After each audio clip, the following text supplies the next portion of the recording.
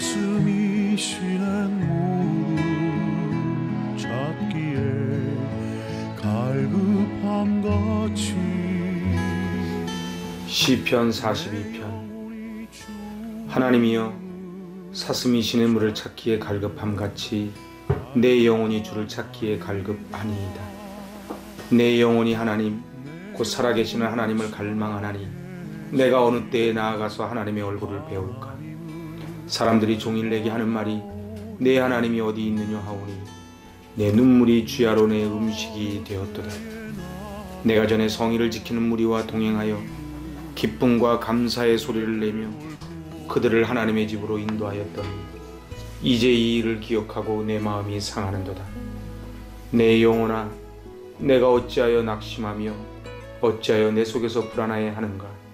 너는 하나님께 소망을 두라. 그가 나타나 도우심으로 말미암아 내가 여전히 찬송하리로다.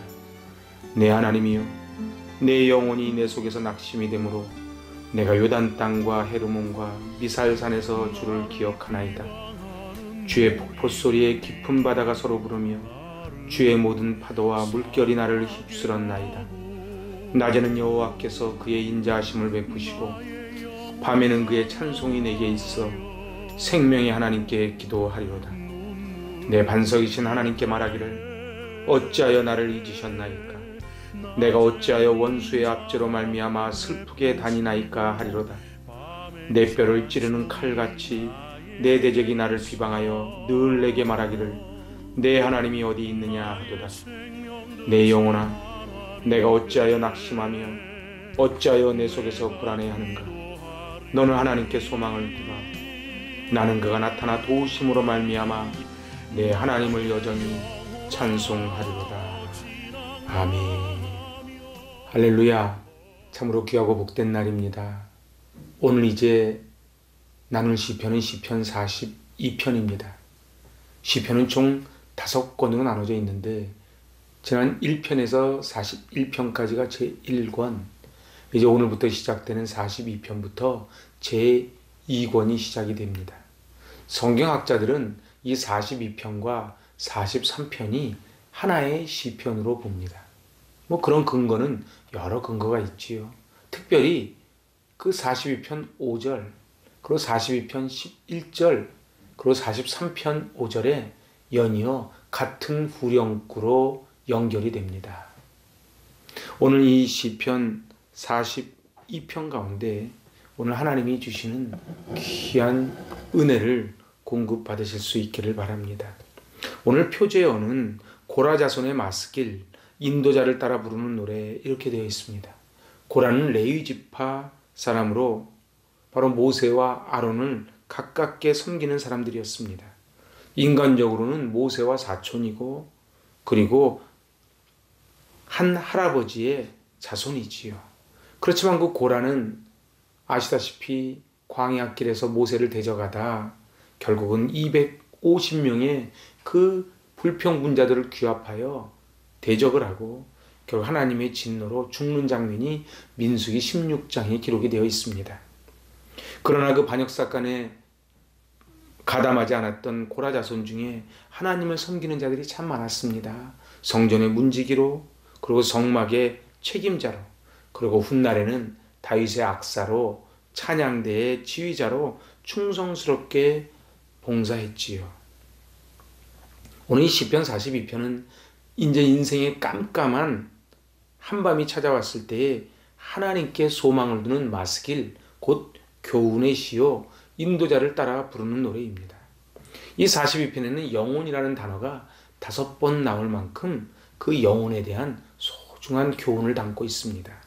오늘 이제 1절입니다. 하나님이여, 사슴이 시냇물을 찾기에 갈급한 같이 내 영혼이 주를 찾기에 갈급하니이다. 그렇습니다. 오늘 이 다윗은 너무도 힘든 상황에 처해 있지요. 이걸 표준세번역으로 번역해 보니까 하나님, 사슴이 시냇물 바닥에서 물을 찾아 헐떡이듯이 내 영혼이 주님을 찾아 헐떡입니다. 사실은 이 갈급함이라고 번역되어 있는 아라그는 능동 미완료형을 사용합니다. 그러니까 한 번만 갈급한 것이 아니고 계속 갈급한 것인데 원어적으로는 이것이 헐떡인다는 뜻, 그리고 부르짖는다는 뜻을 담고 있습니다. 사슴은 짝을 찾을 때에 온 사냐를 헤매는데 그때 이 물을 마시지 못하면 그 자리에서 죽는다고 합니다. 그래서 오늘 목마른 사슴이 시냇물을 찾기에 갈급하다는 표현은 이제 이 물을 마시지 않으면 곧 죽음을 맛보기에 이 사슴이 목숨을 걸고 물을 찾듯 이제 이 영혼이 주님을 찾기에 헐떡입니다. 고백을 합니다. 그래서 오늘 그 2절은 이렇게 고백을 하지요. 내 영혼이 하나님 곧 살아계신 하나님을 갈망하나니 내가 어느 때에 나가서 하나님의 얼굴을 배울까. 그 갈증은 하나님을 향한 갈증입니다. 영혼의 갈증이지요. 그렇지만은 그 시편 기자에게 찾아온 것은 하나님의 응답이 아닌 사람의 조롱이었습니다. 그래서 3절에 이렇게 말합니다. 사람들이 종일내게 하는 말이 내 하나님이 어디 있느냐 하오니 내 눈물이 주야로 내 음식이 되었도다. 네가 하나님을 그렇게 섬긴다 그러면서 너에게 어찌 이렇게 힘든 일이 생기는가 조롱하는 것이지요. 그의 눈에는 눈물이 마를 날이 없습니다. 그래서 눈물이 주야로 음식이 되었다고 표현을 합니다. 하지만은 그는 과거의 즐거운 기억으로 위안을 받습니다. 4절입니다. 내가 전에 성의를 지키는 무리와 동행하여 기쁨과 감사의 소리를 내며 그들을 하나님의 집으로 인도하였더니 이제 이 일을 기억하고 내 마음이 상하는도다.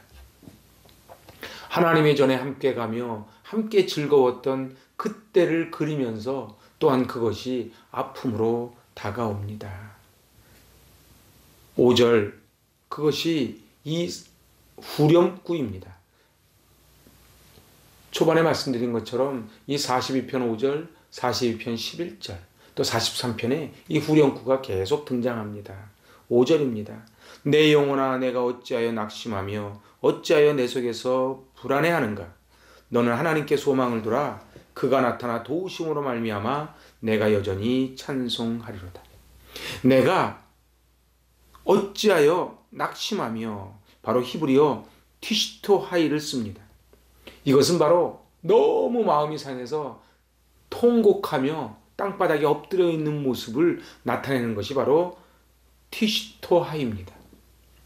오늘 깊은 절망 가운데 소리조차 내지 못하는 이 시인의 절망이 느껴지시는지요? 많은 사람들이 자신의 인생에 고난의 밤이 찾아올 때에 낙심하고 불안해합니다. 그런데 이 시편 기자는 그 낙심과 그 불안을 어떻게 이겨냈습니까? 바로 하나님께 대한 소망으로 이겨냈습니다. 그래서 너는 하나님께 소망을 두라. 그렇습니다. 굴과 터널의 차이는 끝이 있고 이것이 통과하기만 하면은 그 높은 산을 넘지 않는 지름길이라고, 그것을 터널이라고 믿으면은 아무리 깜깜한 가운데도 소망이 있는 것이지요. 하지만 끝이 보이지 않을 때 그것이 굴이라고 느껴지면 사람은 낙심하고 절망을 합니다. 여기서의 도우심이라는 말이 히브리어로 예수합니다. 바로 구원을 의미하지요. 그러니까 그가 나타나 나를 도우심, 나를 구원해 주심으로 말미암아 내가 여전히 찬송합니다. 파수꾼이 긴 밤을 견딜 수 있는 것은 동트는 새벽이 옴을 믿기 때문에 그렇습니다. 우리의 삶도 그렇지요. 한치 앞이 보이지 않는 인생길이지만 우리 주님이 소망 되시기에 그 주님을 붙잡을 때에 우리는 고난의 밤을 이겨낼 수 있을 것입니다. 그리하여 이제 하반절로 들어갑니다. 그것이 6절에서 11절이지요. 고난 속에서 하나님을 소망하는 내용입니다. 6절입니다. 내 하나님이여 내 영혼이 내 속에서 낙심이 되므로 내가 요단 땅과 헤르몬과 미살산에서 주를 기억하나이다. 여기서 지금 낙심이 되므로와 내가 요단 땅 사이에 그러므로라는 접속사가 생략되어 있습니다. 그러므로 내가 낙심이 되므로 나는 하나님을 기억합니다. 그런데 그가 기억하는 곳이 어디입니까? 바로 요단 땅, 헤르몬, 미살산. 공통점이 뭡니까? 그것은 바로 예루살렘에서 멀리 떨어져 있는 지역이에요. 어떤 까닭인지 모르지만은 그는 시온산에서 예배드릴 때는 일상이 당연한 것인 줄 알았는데 어떠한 이유에서건 예루살렘을 떠날 수밖에 없는 상황이었지만은 그는 미살산에서 그리고 헤르몬에서 요단 땅에서 주님을 기억합니다. 사랑하는 여러분, 우리가 이 어려운 때를 이겨낼 수 있는 비밀이 뭡니까? 성전에서 함께 하셨던 그 하나님, 나에게 은혜를 보여주셨던 그 하나님을 붙잡을 때에 낙심이 되거나 오히려 찬송이 된다고 고백할 수 있는 것입니다. 오늘 그래서 7절에 주의 폭포 소리에 깊은 바다가 서로 부르며 주의 모든 파도와 물결이 나를 휩쓸었나이다.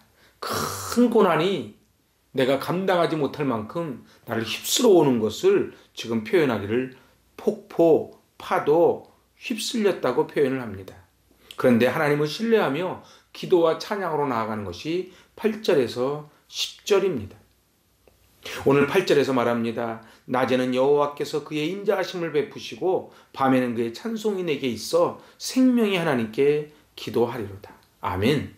그러니까는 이 시편 기자는 그 나를 도우시는 그 구원의 하나님을 붙잡고 이제 승리하겠다는 거예요. 오늘 9절에서 어찌하여 나를 잊으셨나이까? 어찌하여 원수의 압제로 말미암아 슬프게 다니나이까 하리로다. 내 뼈를 찌르는 칼같이 내 대적이 나를 비방하여 늘 내게 말하기를 내 하나님이 어디 있느냐 하도다. 세상은 다 그렇습니다. 잘 나갈 때는 막 옆에 사람들이 붙는 것 같지만은 정말 힘들고 실패하고 넘어지고 쓰러지면 내 하나님이 어디 있느냐고 비방하고 조롱하지요. 하지만 이 시편 기자는 그것을 낙심으로 머물지 않고 그 가운데 하나님을 바라보는 소망, 바로 예수와 구원을 본다는 사실입니다. 오늘 그래서 마지막 이 11절은 5절에 이어서 후렴구 이 시편 42편과 43편을 관통하는 주제절입니다. 내 영혼아 내가 어찌하여 낙심하며 어찌하여 내 속에서 불안하여 하는가? 너는 하나님께 소망을 두라. 이 땅에 얼마나 많은 영혼들이 낙심하고 불안해하는지 모릅니다. 그런데 오직 그 구덩이에서 기가 막힌 웅덩이와 수렁에서 이겨나는 방법은 하나님께 소망을 두는 것입니다. 공중권세 잡은 자들이 우리를 넘어뜨리려고 달려들지요. 세상에는 때문에가 아니라 오히려 찬송하겠다는 이 시인의 고백입니다. 주셨기 때문에 찬양하는 이들은 때문에입니다. 믿음 생활도 두 가지로 나눠집니다. 내가 하나님이 복을 주셨기 때문에, 하나님이 나를 지켜주셨기 때문에, 하나님이 이렇게 할 것이기 때문에 그 믿음은 그 삶의 자리가 흔들리면 그만 하나님에 대한 신뢰가 깨져버리지요. 하지만 오늘 시편 기자는 때문에가 아닌 오히려입니다. 오히려 하나님을 찬양하겠다는 것입니다.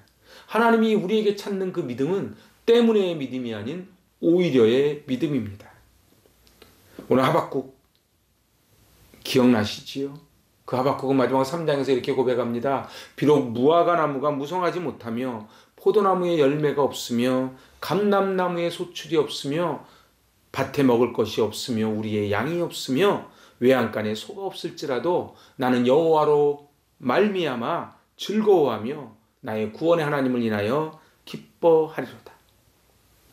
다니엘은 그리 아니하실지라도 믿음으로 나아갔습니다. 조건부 믿음은 재미없습니다.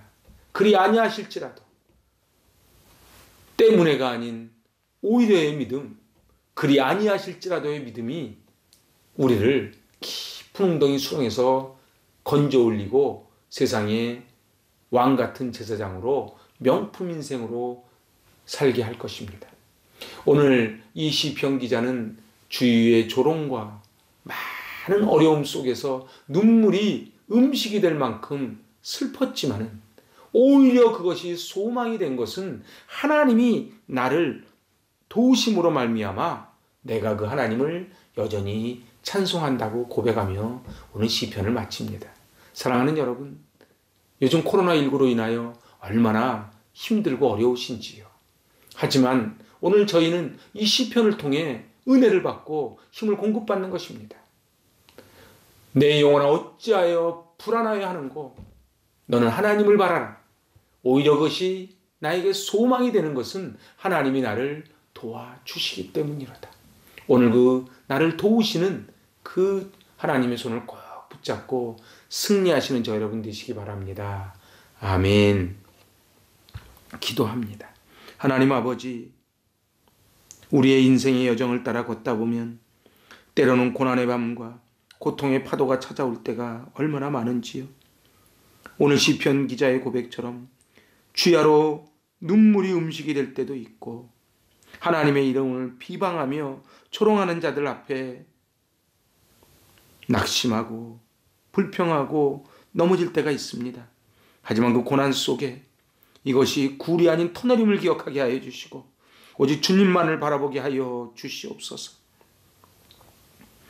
특히 우리의 가정들을 지켜주시고 각 가정, 이 교회에 찾아오는 어려움을 기도로 주님께 맡기며 이겨내게 하시고 하나님께서 나타나 도우심으로 말미암아 내가 여전히 하나님을 찬송한다는 이 시편 기자의 고백이 우리 고백되게 하여 주시옵소서.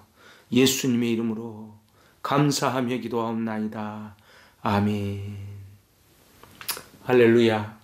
참으로 이 위중하고 어려운 때에 오늘 말씀으로 힘을 받아 주님 손 꼭 붙잡고 승리하시는 저 여러분 되시기 바랍니다. 아멘.